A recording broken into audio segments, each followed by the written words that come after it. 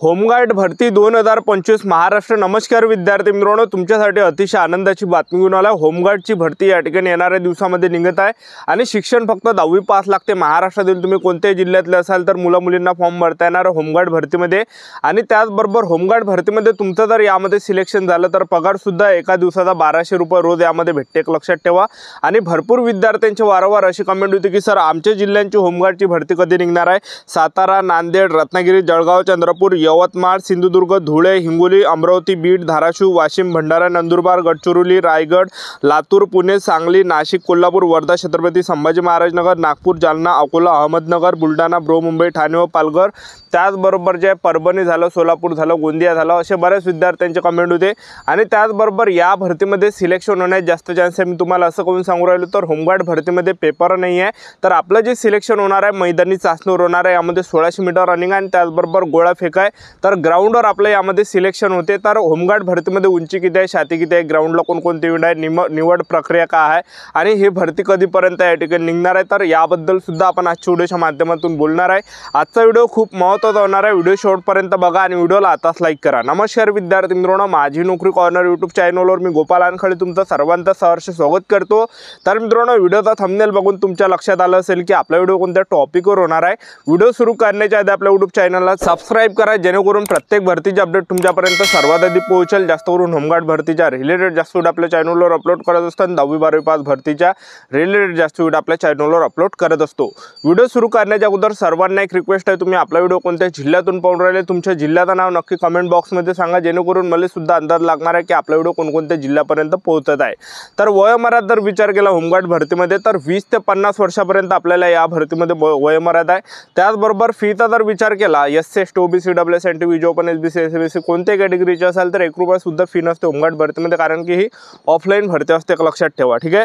तर आता जे विद्यार्थी मित्रांनो होमगार्डची जवळपास 9000 जागांसाठी जुलै ऑगस्ट महिन्यामध्ये हे भरती आली होती 2024 मध्ये, आणि तेव्हापासून जे हे भरती या ठिकाणी आली नाही। आणि वारंवार असे सुद्धा विद्यार्थ्यांचे कमेंट होते की सर परभणीची निघाली, सोलापूरची निघाली, गोंदियाची निघाली अजून भरती, तर याबद्दल सुद्धा आपण बोलणार आहे। तर होमगार्ड भरतीच्या आपण या ठिकाणी निवड प्रक्रिया जर पाहिलं तर होमगार्ड भरतीमध्ये पेपर नाही आहे, तर डायरेक्ट आपला मैदान चाचणीवर सिलेक्शन होते।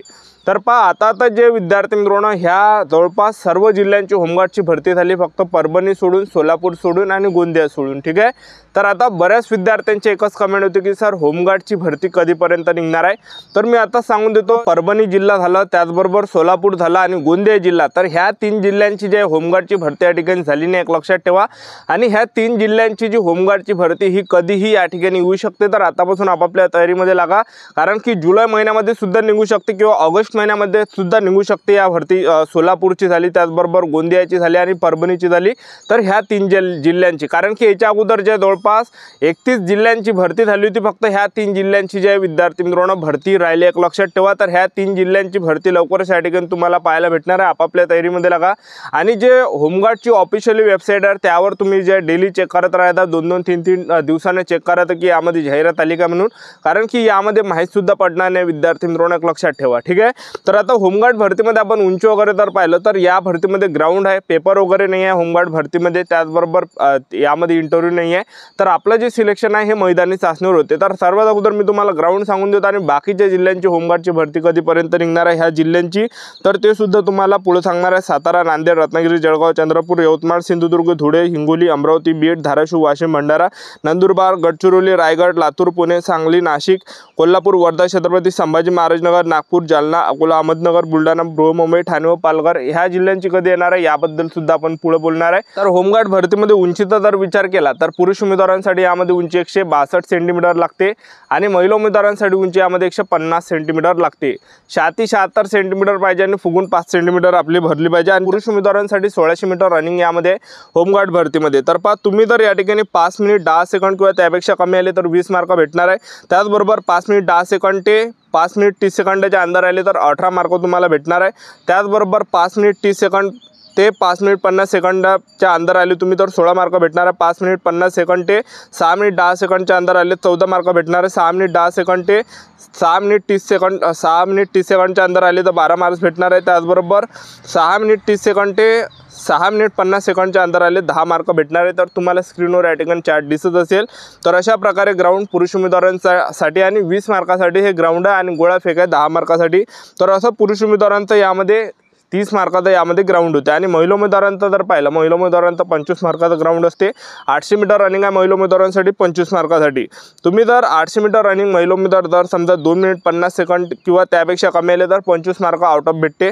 त्याचबरोबर महिला उमेदवार 800 मीटर रनिंग हे 2 मिनिट 50 सेकंड ते 3 मिनिटाच्या अंतर आले तर 22 मार्क भेटते। त्याचबरोबर 3 मिनिट ते 3 मिनिट 10 सेकंडच्या अंतर आले तर 18 मार्क, 3 मिनिट 10 सेकंड ते 3 मिनिट 20 सेकंडच्या अंतर आले 14 मार्क, 3 मिनिट 20 सेकंड ते 3 मिनिट 30 सेकंडच्या अंतर आले 10 मार्क, 3 मिनिट 30 सेकंड ते 3 मिनिट 40 सेकंडच्या अंतर आले तर 6 मार्क। तर तुम्हाला स्क्रीनवर दिसत असेल अशा प्रकारे 1600 मीटर रनिंगमध्ये आपल्याला मार्क भेटते। आणि गोळा फेकचं जर पाहिलं तर पुरुष उमेदवारांसाठी गोळा फेक यामध्ये आहे, तर गोळा फेक 10 मार्कासाठी आहे। तुम्ही जर समजा 8.50 मीटर किंवा त्यापेक्षा फेकलं तर 10 गुण तुम्हाला या ठिकाणी भेटणार आहे आउट ऑफ।